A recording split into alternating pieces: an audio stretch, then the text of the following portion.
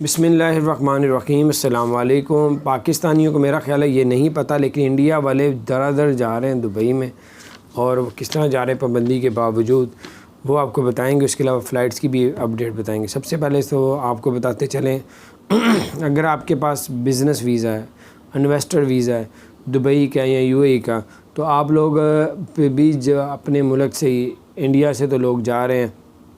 Year Arabia کی 4 لوگوں نے ٹکٹ کروائی اور ایئر عربیہ سے دبئی چلے گئے، کیونکہ ان کے پاس انہوں نے کہا اپنے ڈاکومنٹس دکھائیں کہ آپ انویسٹر ہیں، آپ نے بزنس شروع کیا ہے۔ سب نے جو ہے اپنے ڈاکومنٹس کروائے، اپروول لی اور دکھایا کہ وہاں کے بزنس مین انویسٹر ہیں، تو ان کو بھیج دیا گیا۔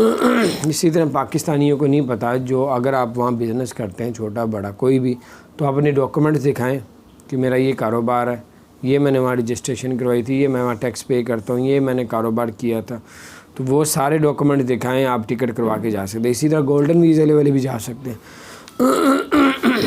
تو بہت سے لوگ اس سے فائدہ اٹھا رہے ہیں۔ میں نے کہا آپ کو بھی بتاؤں، انڈیا والے تو پچھلے 2 دن پہلے بھی بہت سے لوگ گئے تھے، ابھی بھی بزنس مین والوں کو اجازت ہے، وہ جا سکتے ہیں، گولڈن ویزے بھی جا سکتے ہیں، اور جو اس طرح ڈاکٹرز وغیرہ وہ بھی جا سکتے ہیں۔ تو یہ بڑی اپڈیٹس تھی، میں نے کہا آپ سے شیئر کرتا ہوں۔ اس کے علاوہ آپ کو بتاتے ہیں کہ